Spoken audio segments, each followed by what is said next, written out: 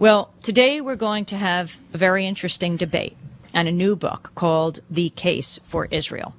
It's by Alan Dershowitz, who is one of the nation's foremost appellate lawyers, Felix Frankfurter Professor of Law at Harvard Law School. His articles are published in the New York Times and other publications.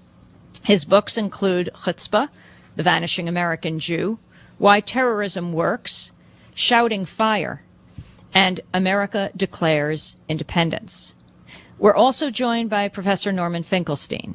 He is author of 4 books, including The Holocaust Industry, Reflections on the Exploitation of Jewish Suffering. His writings have appeared in prestigious journals like the London Review of Books, the Index on Censorship, the Journal of Palestine Studies, the New Left Review, the Christian Science Monitor, and others.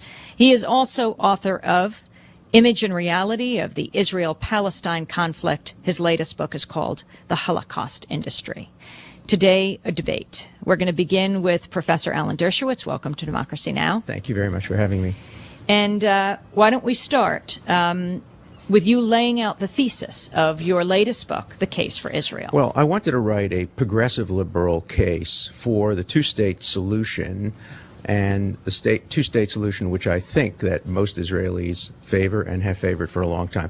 I dedicate the book to Professor Aaron Barak, who is the president of the Israeli Supreme Court, and for a reason, because I argue in the book that no country in history faced with comparable threats, both external and internal, has ever tried so hard to comply with the rule of law. I compare Israel favorably to the United States in this regard. Its courts intervene actively in support of Palestinian rights. Even during fighting in wartime, during the Jenin events, the Israeli court enjoined the Israeli military from engaging in certain actions which, in its view, violated the rule of law. The Israeli Supreme Court has banned the kind of rough interrogation techniques that are now being employed by the United States in Guantanamo.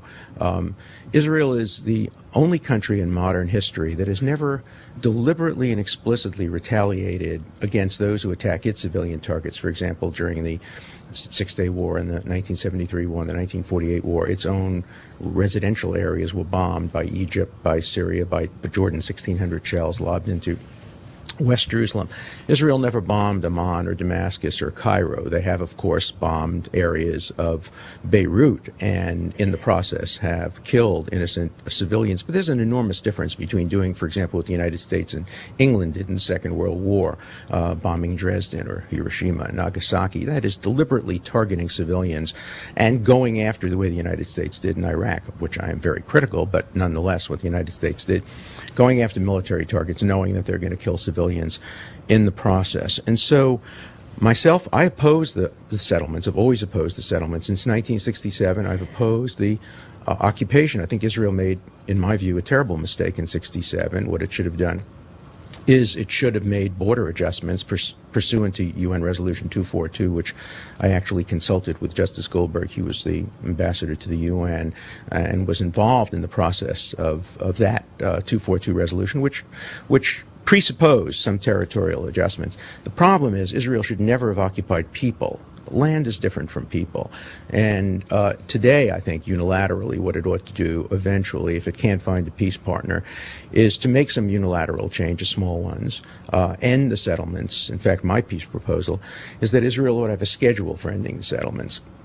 That is a schedule for saying on so-and-so day the settlement ends, conditioned on best efforts by the Palestinians to end terrorism. That would create an incentive to ending terrorist acts. By the way, you never condition anything on the end of terrorism because that gives the terrorists a veto. What you condition it is on making good faith efforts. And if we can get Israel to end the settlements and the occupation and the Palestinian leadership to stop using terrorism as a tactic, I think finally something that could have happened in 1917, a two-state solution. In 1937, when the Peel Commission recommended a non-contiguous Jewish homeland and the Israelis accepted it and the Arabs rejected it. In 1947, when the UN allocated that portion of Palestine that had a majority of Jews in it to a Jewish state, and the portion of Palestine that had a Palestinian majority in it to an Arab state. We could have had a two-state solution. We could have had a two-state solution in 2000 and 2001 when Ehud Barak and President Clinton offered, to be sure, a non-contiguous state on 90-something% of the West Bank and 100% of the Gaza, with its capital in Jerusalem, with a $35 billion refugee package. And when Arafat responded by violence, instead of coming back to the table and saying, well, maybe we'll negotiate for a little bit more. So the two-state solution is inevitable. It's going to happen. The only question is how long it takes to happen. And my hope is that we can have a reasonable, serious debate about the future, about the rights and wrongs. I think there were rights and wrongs on both sides. But I'm nervous because I heard from my debating partner in the beginning what sounded like it was going to be simply an ad hominem attack on me as whether I'm qualified to teach at Harvard. I would hope we could elevate the discussion and keep it on the merits. I won't attack Mr. Finkelstein on his merits of his position. Let people read his book and judge for themselves. And if he would refrain from personal attacks on me and let people judge the book on its merits, I think we can move the ball forward and have a reasonable, serious debate. I think it'd be interesting to know where we agree, where we disagree, what facts we share in common, what facts we have different views on, and whether they're empirical and could be subjected to reasonable resolution, where we have moral disagreements. I really think that in the end, today you read the news about Israel, there's other good news. There's in the works, according to the New York Times, a prisoner exchange between Hezbollah and Israel, in which Israel would get back one person, a civilian who was captured by Hezbollah, in exchange for Israel giving back 400 or so prisoners. There's movement forward. Let's not destroy that movement forward by getting involved in meaningless ad hominem discussion. Let's see if we can elevate the debate and see if we can really move forward to the two-state solution that I think virtually everybody in the world today wants. Professor Alan Dershowitz, author of The Case for Israel. Norman Finkelstein, your response. Well, I appreciate Alan Dershowitz's seriousness, at least in these remarks. I have no intention whatsoever of getting involved in an ad hominem debate with Mr. Dershowitz. I'm interested in the facts. I was asked to come in and discuss his new book. I went home, purchased one copy. In fact, I purchased 2 copies. I read the book very carefully. I did what someone serious does with a book. I read the text. I went through the footnotes. I went through it very carefully. And there's only one conclusion one can reach, having read the book. And this is a scholarly judgment. It's not an ad hominem attack. Mr. Dershowitz has concocted a fraud. In fact, Mr. Dershowitz has concocted a fraud which, amazingly, in large parts, he plagiarized from another fraud. Now, I found that pretty shocking. I found it shocking coming from a Harvard professor. I find it shocking coming from any professor. Now, we have to cut off at one point. I just want to warn everybody here that, although I'm not a litigious person, when you make allegations of plagiarism, when you make allegations of plagiarism, that's a technical term which has great legal implications. I agree. And, I can't obviously sit quietly by and, accept an allegation let's look at the evidence. Of plagiarism. Let's look at the evidence. Who is the plagiarism from? Let's look at the evidence.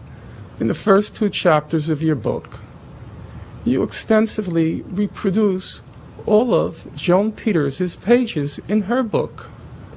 I read it carefully. In 1984, show me I'm one going sentence. to show you. Show me one sentence. I am going to show you. Okay. I think I made available the charts to you. No, you've shown me nothing. Wait, let's start with that. That's a categorical lie. Alan, what you're hearing now on radio is that a claim that Mr. Finkelstein made available to me certain charts. No, that is a categorical lie. No. Okay, Mr. Dershowitz, I think you had about 5 minutes time. I wasn't looking at the clock. If we're going to have a civil debate, you're going to have to remain. But it's not going to be a debate about me. Let me be very clear I'm not debating about that. you. I have no interest in you, Mr. Dershowitz. Right. None at all. I'm interested in the scholarship, and I'm interested in the facts, and I'm interested in your book. Now, in 1984, one Joan Peters published a book called From Time Immemorial. The book was universally recognized by serious scholars to be a fraud. Without wanting to toot my own horn, I'm widely recognized as the person who exposed the fraud. I know that book inside out. I read it at least 4 times, and I went through all 1,854 footnotes. I started to read your book, Mr. Dershowitz. I then came to chapter 1, footnotes 10, footnote 11, footnote 12, footnote 13, footnote 14, footnote 15, footnote 16. All of the quotes are from Joan Peters. They are so from Joan Peters that you have a long quote here from Mark Twain on pages 23 to 24. I turn to Joan Peters, page 159 to 60. The identical quote from Twain with the ellipses Is in the ellipses. Is the Twain quote wrong? With the ellipses, Is the Twain let me quote finish, wrong? sir. No, but the key with is the ellipses in the same places. The identical quote from Twain with the ellipses in the same places. It's been widely quoted, as you know. Really, Now, Mr. Dershowitz? What's your point? Is we it then is it have a correct quote? Let me finish, Mr. Dershowitz. I want to ask we you a then question. Have Is it a well, direct? Is it an I'm- accurate okay. quote of Twain? Did Twain say Professor what I quote Dershowitz, him as the way saying? we Mr. Dershowitz, the way you we have can to let have me finish. the way we can have a civilized You have a discussion quote- here is that each person will get a chance You to have make their point nearly and a- won't be cut off. So You have nearly a full-page quote from one William Young, a British consul from May 1839. Is it an accurate on quote? page 8, I'm going to finish, sir. On page 18 of your book, I turn to Joan Peters, page 184, the identical quote with the ellipses. I'm holding it up for the camera. Perhaps they can see. This is the length of the quote. Is it an accurate quote? The ellipses in the identical place. Last point.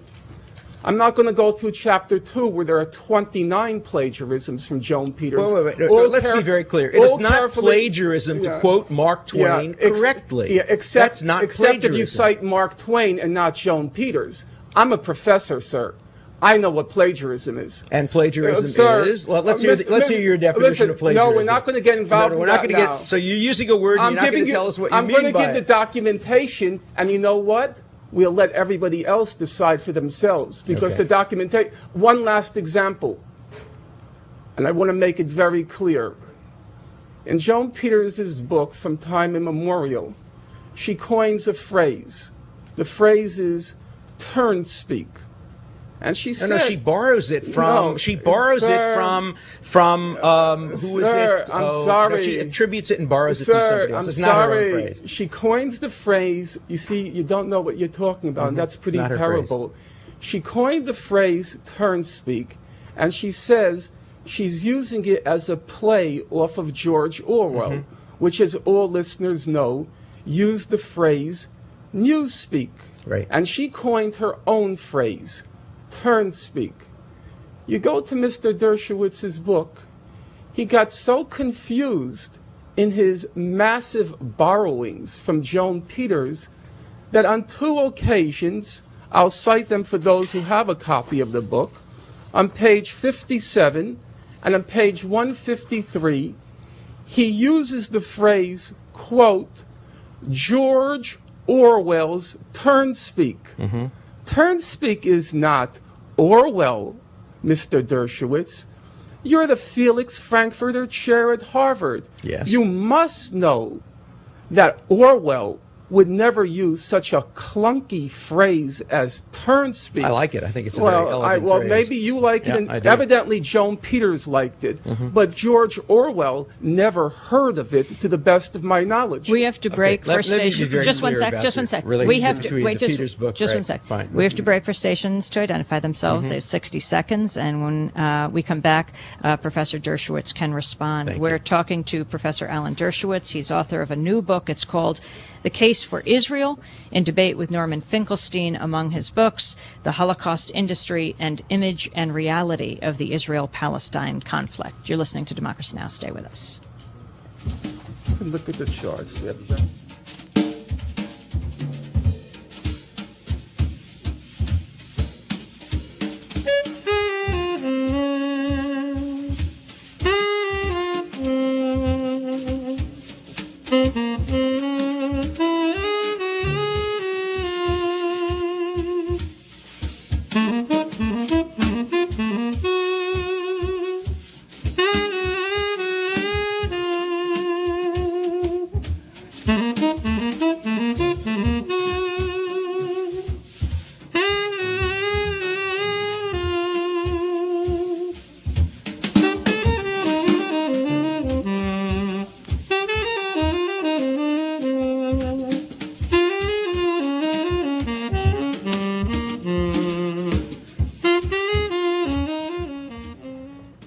more music from the late Frank Lowe here on Democracy Now!, the War and Peace Report, as we continue our debate on Alan Dershowitz's new book. It's called The Case for Israel.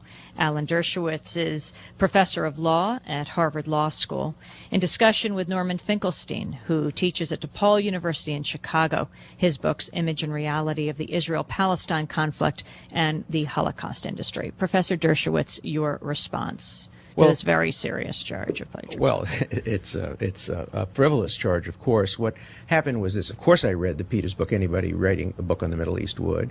I also read a book called The Myths and Facts, which is a book put out originally by AIPAC and then published separately and independently, and probably 30 or 40 other books which use the same quotes. They're very extensively used quotes by Mark Twain, because Mark Twain traveled to Palestine.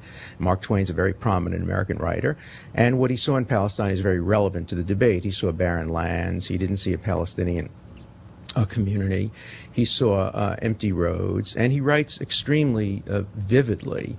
And one scholar is entitled to read a book, as I did of Peter's book, and to find quotes in the book and check them against the original quotes and find them to be accurate, and then do what I did. I don't know whether or not Mr. Finkelstein read footnote 31 that appears on page 246, which says, the research of French cartographer Vital Kuntz are relied on for the conclusions. Oh, I may have mispronounced it. I'm sorry. No, you misspelled it. And then I say, C. Joan Peters from Time Immemorial, Chicago, etc.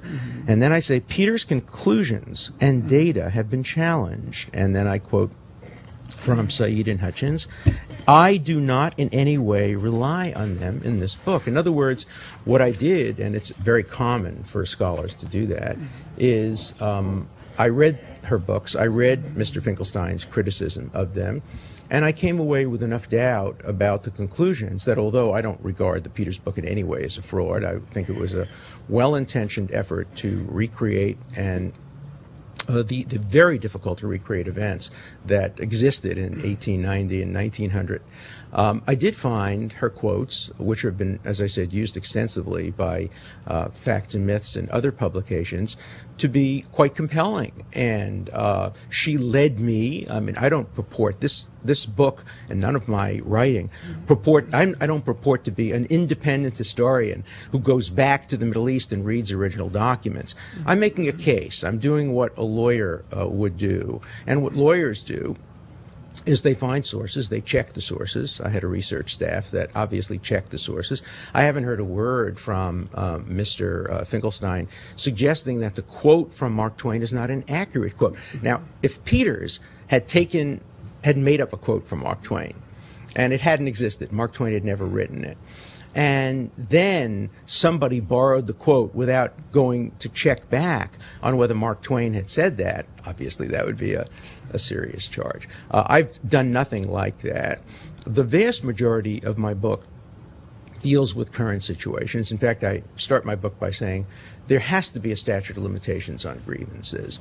I don't try to base the case for Israel on the fact that Jews lived in Palestine before the birth of Jesus, or the fact that Jews were expelled from what is now Israel in 72 AD. And I argue that Palestinians can't really make the case against a two-state solution based on historic claims that go back 100 years. But in the first couple of chapters, which are quite brief, I recount, never purporting to be creative or original in the recounting, I recount what has been accepted as the traditional history, and that traditional history includes the fact that the land, particularly what is now what would be Western Palestine, what was the part of Palestine allocated to Israel in the 1947 division, was land that before the Jews got there in the first Aliyah, about 1880 something, and the second Aliyah in the beginning of the 20th century, was land that was coming into disuse. Now, these are controversial, by the way. There are some Palestinians who say you shouldn't trust Mark Twain. There are some Palestinians who say you shouldn't trust the various English travelers. Reasonable people could disagree about that. I quote those sources. I lay them out there for people to read so that they can evaluate the claims that Israel was established on the basis of colonialism. I make the following argument, which I'd love to hear Mr. Finkelstein rebut. You can't be a colonialist country unless another country sent people there as soldiers to take over that country. For example, France sent its settlers to Algeria. England sent its settlers to India. Dutch and other countries sent their settlers to parts of Africa with guns to take over. What did the Jews do during the first Aliyah and the second Aliyah? They escaped from countries that were persecuting them. They escaped from Russia. They escaped from Poland. They escaped from Lithuania. They didn't come at the request of those countries. If you claim people were colonialists, you have to say on whose behalf they were working. The Jews who came there weren't working on behalf of Russia. They weren't working on behalf of Poland. They weren't Lithuania. They came as refugees, much like American Jews came as refugees to America.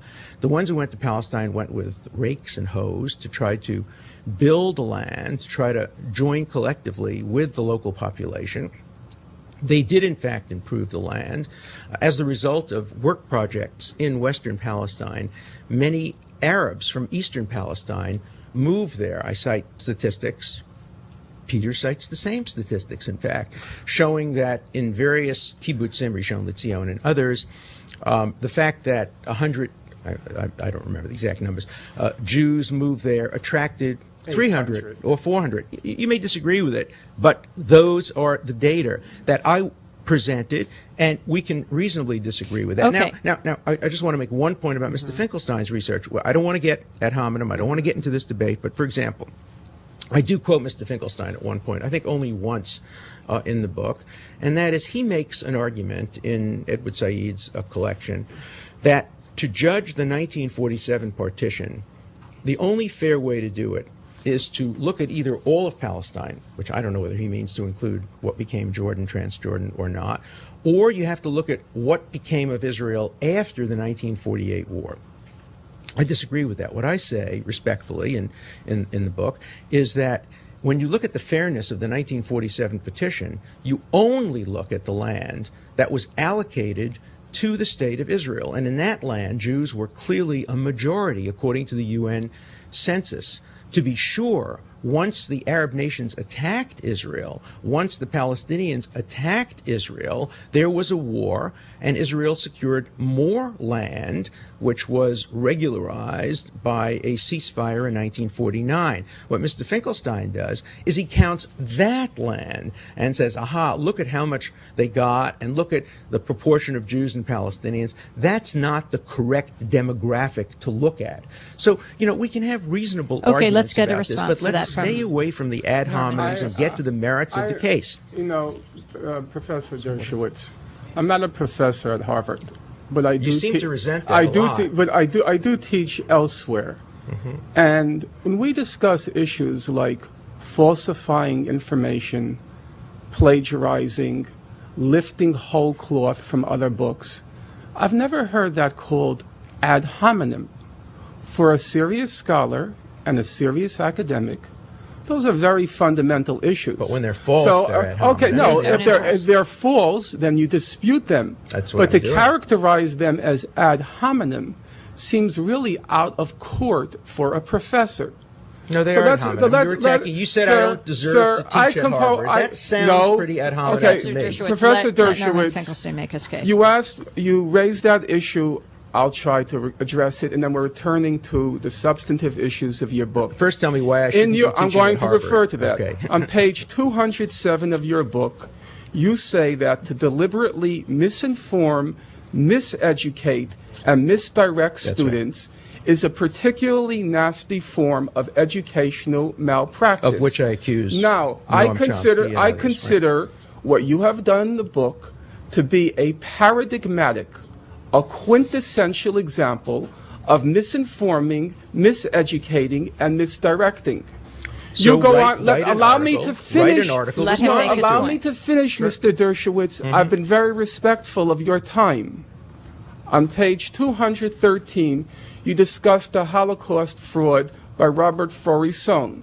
And you write, quote, "There was no extensive historical research," referring to his book. That's right. Instead, there was the fraudulent manufacturing of false anti-history. That's right. And Chomsky wrote, as you know, an introduction to Please don't bring in Mr. Chomsky. He can defend himself. We're talking about you and your book.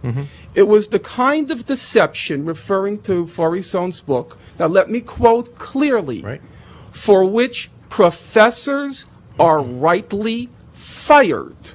I stand by that, Not of course. because their views are controversial, and let me underline this again, but because they are violating the most basic canons of historical scholarship. Well, let me respond to that. Now, if you can compare me to Faurisson, if you can compare Faurisson made up a story that the Holocaust didn't occur. I'm referring to your But you have to standard. understand the I have no context. interest in Faurisson now. I'm talking about your standard. Absolutely. I To stand by those miseducate, standards. misinform, and misdirect, to violate the standards of historical scholarship are grounds for expulsion. Absolutely. So it's And not an ad hominem argument. It's using your standard. No, it's an ad hominem argument. I'm going to In interrupt fact, here because I make an want ad to hominem get to argument some of about the. Faurisson, of I want to course. get to some of the main points Yeah, let's of try your to book. do that. That would be Also, very nice. we were intrigued on watching Scarborough Country when you debated Sam Husseini, the Right. offer that you made. Right. We want to just play it for a moment. Please. I'll tell you what, I will give $10,000 to the PLO in your name if you can find a historical fact in my book that you can prove to be false. I issue that challenge. I issue it to you. I issue it to the Palestinian Authority. I issue it to Noam Chomsky. I issue it to Edward Said. Every word in my book is accurate, and you can't just simply say it's false without documenting it. Tell me one thing in the book now that is false. Okay, let's go to the book, The Case for Israel. Can I just talk about $10,000. that for 1 second? Yes. And let me tell you what he came up with, which is really fascinating if you show the rest of the clip. He said on television, I saw a photograph, or I remember, I said a videotape, of Israeli soldiers aiming their guns at that, 12-year-old boy who was caught in the crossfire and killed. And I actually upped the offer to $25,000 if he could produce a photograph or if he could produce proof that he had seen that. Why was I so confident? Because German television did a very thorough study of that one particular incident. Let's just spend 1 minute on that incident. What happened is when that child was killed in his father's arms, the nation of Israel went into almost universal mourning. It was as if they were sitting Shiva on one of their own children. A child had died, and it looked as if possibly an Israeli soldier might have shot him. When you contrast that to how Palestinians respond to a child dying in Israel from terrorism, dancing in the streets, it's a very striking comparison. Then German television did a study, and they found out that the Israeli soldiers were positioned in a way that it was physically impossible for the bullet from an Israeli soldier to have hit that Palestinian child, and it was virtually certain that the bullet had come from a Palestinian gun. In my view, that's not particularly relevant. When a child is caught in a crossfire, it's a tragic death resulting from the crossfire. Which bullet actually hit him was not relevant. But that was the answer that he came up with. Norman Finkelstein. Well, first of all, I want to clarify the monetary issue. Is it now $25,000? It's $25,000 on that issue. Oh, just on that issue. In general, right. it's $10,000. And let me be very clear what I said. We heard it. We just saw it on the tape. Let me be very clear. I think it's clear. It was I said in then the made tape. it very clear. I said afterward, a material, willful No, I don't want distortion of afterwards. fact. Professor Dershowitz, it's on tape. We just saw it. But we're not talking about a spelling mistake. Oh, no, I'm not We're not spelling. talking about a minor mistake and a far footnote. be it for we're me to talking be about so a trivial. serious All right. material, Let's willful talk mistake about- of fact that I Okay, deliberately engaged in. Serious Okay. material Yes, facts. Right. Let's start. Number one, I'm going to first deal with just concrete facts which are not particularly controversial, which can easily be confirmed. On page 80 of your book, you write that according to Benny Morris, between April and June... Benny Morris being an Israeli historian. I have a copy of his book here, which Right. I'll hold up. Right. 2,000 to 3,000 Palestinians were made refugees during the second stage of the flight. Here's the book in front of you. Yeah. page 256. Can you read what the sentence says? Well, let me read you what I say in my book. In some areas, Arab commanders. Please I'm quoting don't read from the whole Morris. paragraph. No. I'm just reading. In some. Let me put the context. Chomsky says that he says Morris does not believe that any Arab leaders told the Palestinians to leave. And I say, in some areas, I quote from Morris, in some areas, Arab commanders ordered the villages to evacuate to clear the ground for military purposes to prevent surrender. More than half a dozen villages, etc., were abandoned during these months as a result of such orders. Elsewhere in East Jerusalem and in many villages around the country, the Arab commanders ordered women, old people, and children to be sent away out of harm's way. Indeed, psychological preparation for the removal of the dependents had begun in 47-48, when the Arab High Command and the Arab League had periodically endorsed such a move when contemplating the future of Palestine. And I say, therefore, Chomsky is simply wrong when he says that there's no evidence, and he says, again at another point, nobody today believes that any of the refugees were told to leave. And so I dispute that by quoting Morris himself. You seem to have an obsession with Mr. Chomsky, but he's not here. I'm here. Let's look at the next sentence. I thought I was going to be debating Chomsky today. Let's look at the next sentence. Please, Mr. Dershowitz, this is serious. I agree with you. Read the next sentence. Morris estimates, in your book, I have it right in front of me, the next sentence. Morris estimates that between 2,000 and 3,000 Arabs fled their homes during this phase of the Arab-initiated fighting. Okay, can you please read what Mr. Morris wrote? Well, no, you're talking about one... Please read what he wrote. If I have the whole book, I will find for you, if you want to take time... Norm Finkelstein, can you, if you want the 3,000 people led during this phase. Can you read the sentence? Okay, I'm looking at page 256 of Benny Morris's book, Righteous Victims, A History of the Zionist-Arab Conflict. He's referring to phase 2 now, the same one as you. Go ahead. And you're talking about right over here. Altogether, yeah. Altogether, about 200,000 to 300,000 Arabs fled their homes during the second stage of the Exodus. There's a big difference between 2 and 3,000 and 2 and 300,000. Now, you could check this many times, Mr. Dershowitz, but you're really going to have to pay the $10,000. No. And I hope you'll allow me to I hope you'll allow me to earmark it for Jenin. I would like to give it to Jenin. Let's be sure what the context is of this. I know the context. We're talking about a variety of phases. This is not the OJ trial. This is not the OJ trial. We're not going to play a game. Well, we're not playing a game now. Is your point that you're citing that what you're saying, Norm Finkelstein, is in Alan Dershowitz's book, The Case for Israel? He says 2 to 3,000, and it's 2 to 300,000. Your response to that, I argue that 700,000 Arabs. Don't change the subject, Mr. Dershowitz. Changing the subject. We're I talking argue about that phase 2, 700,000 Arabs. Please don't play this game. Obviously, the phrase 2 to 3,000 Arabs refers either to a sub-phase or is a typographical error. This is why lawyers have a bad reputation. Because you're playing a game now. I've read the book twice. In fact, Mr. Dershowitz, do I ever dispute that 700? Do I ever dispute that hundreds of thousands of people left? In fact, I've read the book 6 times because I read Joan Peters 4 times. So if you add the 4 times to Joan Peters, does she make this point? By the way, it's 6 times. Does she make this point? No. Of course she doesn't make this point. Now, let's go to the other. I'm going to interrupt for a second. I'm going to interrupt because stations have to make their point, which is they have to identify. They have to identify themselves. We'll come back, and if you can stay with us for the show, we will continue this discussion. And our next guest, will ask him to wait, and we will do an interview after the program. I think this is too important. We're talking to Alan Dershowitz. His new book is called The Case for Israel. He is debating Norm Finkelstein. His books, The Holocaust Industry, An Image and Reality of the Israel-Palestine Conflict. Stay with us.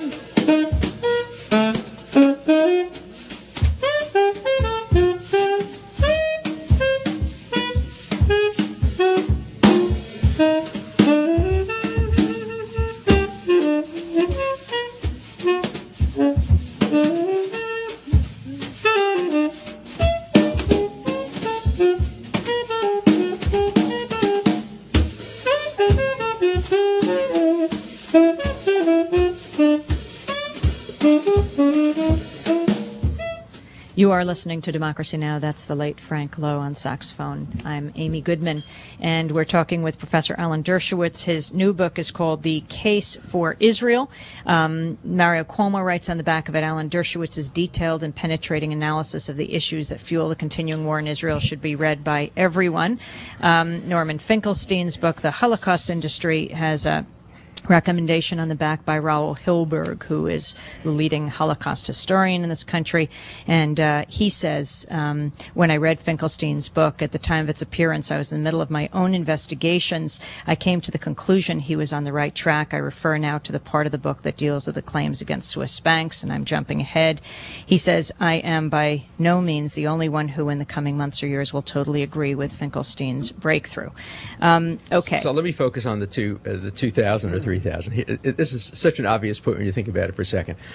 What is the context I'm arguing? I'm arguing that lots and lots of Arabs, in contradistinction to what Chomsky said, were told to leave by their Arab commanders. Obviously, it's in the interest of that argument to maximize the number who would leave.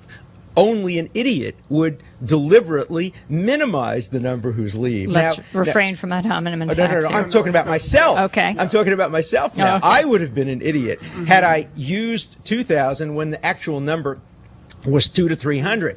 If you wanted to make an accusation, you would say, instead of saying 200 to 300, he said 400,000 to 500,000. Remember the argument. The argument I'm making is that lots of the Palestinian refugees who left as the result of orders from their leaders during this period of time. So my incentive, if we take Mr. Finkelstein, would be to exaggerate the number. Now he accuses me of reducing the number by 100-fold. Obviously, there are only two possible explanations for that. For factual errors. Why would anyone make a factual error that would hurt their position? Mr. Dershowitz, it's the with all due stupidest respect, allegation. Mr. Dershowitz, right? With all due respect, I cannot understand for the life of me why someone with your reputation and with your accomplishments would cobble together a fraud. That, to me, is the most perplexing question. Let me ask you a direct question. Aside, let me ask you a direct question. Let me just say something. We only have 10 minutes. We want to go to content. I do, but I want to ask one direct question. Am I right or am I wrong that it would serve the interest of my argument to overstate rather than to understate Mr. Dershowitz, there that is no figure? Argument. There are no arguments in your book. Your book is a collection of fraud. Falsification, let me give you the argument. Well, let me set out the argument. So this is an answer on the merits. Here's the argument. I don't want to discuss and we're going to close both mics Here's here. The argument. We're closing both microphones, okay? We're going to go through this in a civilized way over the next 10 minutes. You have laid out a challenge, Professor Dershowitz, on Scarborough Country, the program on MSNBC. You said if anyone can find a factual error in the book, we're not talking spelling errors, that you will give $10,000. Sorry. Yes, I'm prepared to do that. Now, okay, now I'm going to interrupt. Right. This is a major challenge. It is. You've put it out on television. Norman Finkelstein, you have laid out one error. Whoever's interested served. Who's ever interested served. You did respond. No. You said 2,000 to 3,000, quoting citing Benny Morris, the Israeli historian. In fact, he said 200,000 to 300,000 Arabs. Now, and let me make the point that I do make an argument. Here's the argument I make. I make the argument that the issue is a complex one of the refugees, and that in fact many of the refugees of the 700,000. But you're citing Benny Morris. Wait. Of course. And he made a different point than you did. He made a point that strengthens my argument. But it's wrong in your book. Whether or not it strengthens, whether or not it serves your argument. Let me be very clear.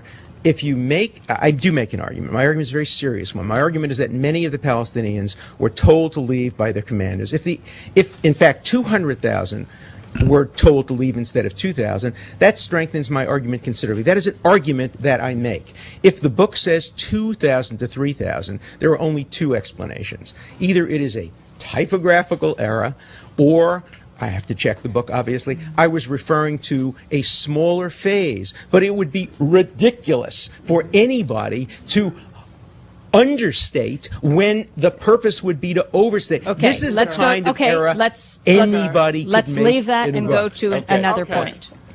What I'm going to do for the interest of time and trying to be respectful of Professor Dershowitz is I'll simply quote your statements in the book one after another slowly. And you can simply stop me and say, I can prove that, or I have the evidence. Sure. Okay? Right. Simple.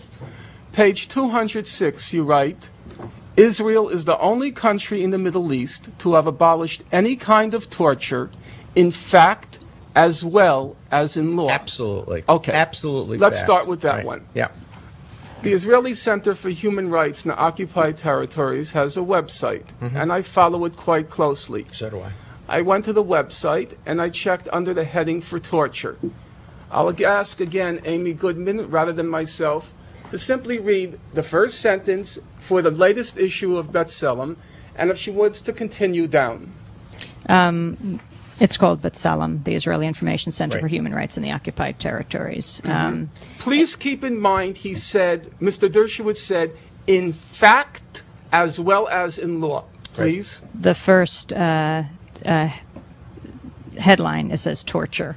Interrogation by torture and absolutely prohibited by Israeli and international law. Right. Despite this, Israeli security forces breached the prohibition and torture Palestinians during Well, I don't interrogation. agree with that. I mean, we have a reasonable dispute about that. What Israel does, and what Israel did until 1999, was what the United States is now doing in Guantanamo. That is, they put people in uncomfortable shabak positions. They put hoods over their head, often foul-smelling hoods. They play loud music. There's a cover story in the Atlantic Monthly this month which talks about rough interrogation techniques, and it describes what the United States is doing, and it says that Israel used to do that. There's some possibility it continues to do it.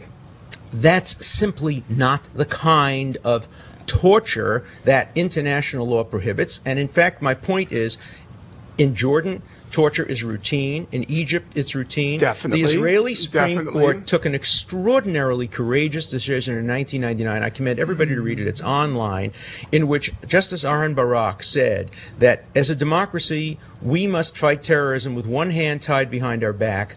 But in the end, we have the upper hand because we comply with the rule of law. Israel is to be commended for its attempt to regulate and control the torture of ticking bomb terrorists. I am So very you stand by your absolutely, statement that they do not torture. without Norman any Finkelstein. question, Okay.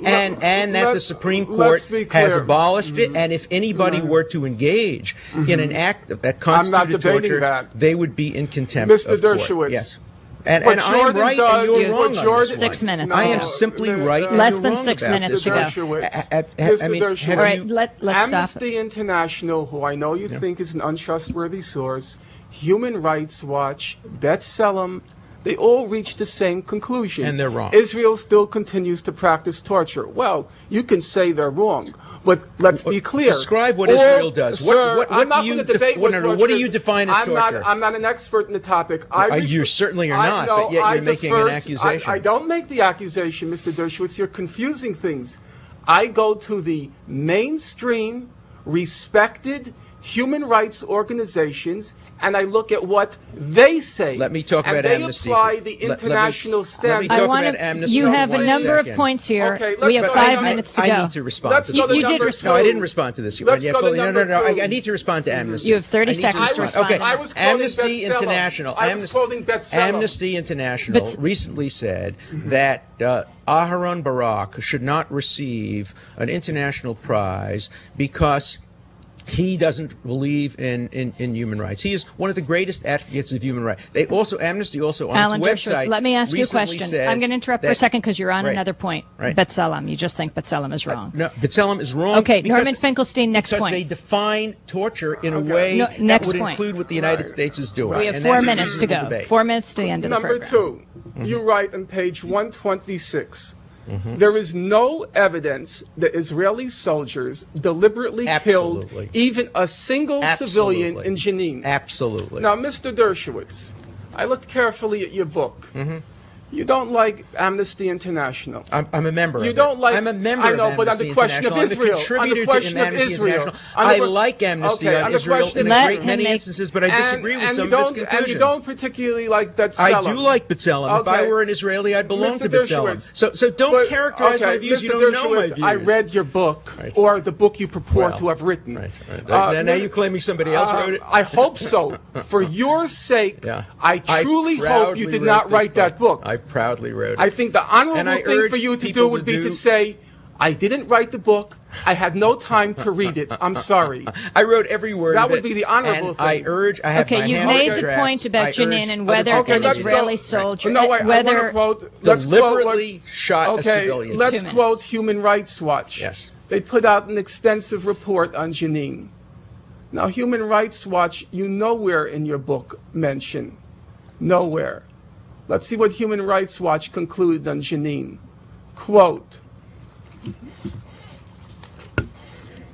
there's prima facie evidence that Israel committed, quote, war crimes in Jenin. Further, quote, and I want everyone to listen carefully, many of the civilian killings documented by Human Rights Watch amounted to unlawful or willful killings by the IDF. Please listen to the words. I'm listening to the words, killings. and I deal with this very directly in my book. And then Human Rights Watch copiously documents multiple cases of willful killings by Israel. Okay. What did Mr. Dershowitz write? What did Mr. Dershowitz write? There is not a single case instance. of yeah. You want to not know, only not Mr. a single Dershowitz, case in Jenin, but let me tell you why I make my point. I make my point because there is absolutely no incentive for the United States or for Israel or for any other democracy ever willfully to kill an innocent civilian. Every time an innocent civilian is killed, it hurts Israel. It hurts it domestically. Allow me an it hurts example. it. No. Let me finish my point. It hurts it internationally. Now, every country engaged in urban guerrilla warfare will inadvertently kill civilians. But the very idea that an Israeli soldier who are trained in the idea of the holiness of arms, who get better training about avoiding civilians, who are punished for killing Let civilians. Norman Finkelstein read a response. You're making the point that in general you wouldn't think they would. Mr. Dershowitz gave a very lovely bar mitzvah speech. Now let's read what let's see what the Human Rights Watch wrote. Quote, among the civilian deaths were those of Kamu Zigir. Listen carefully. A 57-year-old wheelchair-bound man who was shot and run over by a tank on a major road outside the camp on April 10, even though he had a white flag attached to his wheelchair. That sounds pretty deliberate to me, Mr. Hirsch. If it's true, the whole world is lying. Only Joan Peters tells the truth. Wait. First of all, Joan Peters has never written about this issue. This issue is one where, of course, not only the Israeli military, but the United States has investigated Jenin. The United Nations has investigated Jenin. Some of the Did they make up that example? Some of the same Let's get sources, this clear. Some of the same Did Human sources Rights Watch that make up you're that example? First said there Did were Human Rights Watch 5,000 make up that example? killed. No, that was an Did example. Human Rights you said they were given it to please, them Mr. by a Dershowitz, source, this is and disgraceful. it was disputed. You're shaming your institution. I'm not, except first You're of all, shaming your institution. Let me make it very clear. I You don't said speak on behalf of Harvard. not a single. Not a single one. Did Human Rights Watch make that up? No, but did Human Rights Watch make it up? Human Rights Watch attributes Did it make it up? Let me, no. Can Did I they make up my, that example? Can I finish my point? All right. On that note, we're wrapping up the what program. What happens is Human Rights quotes people who. Did you, Professor Dershowitz? Let me ask this question. Yes. Did you investigate the Human Rights Watch report? Of course I did, and I read it. And you found that to be incredible. I found that to be incorrect. Not only that, the United States government has found that to be incorrect. On that note, we have to wrap up the show. I want to thank you both for being with us. Alan Dershowitz, The Case for Israel, Norman Finkelstein, The Holocaust Industry. You decide. Our website, www.democracynow.org. I'm Amy Goodman. Thanks for joining us.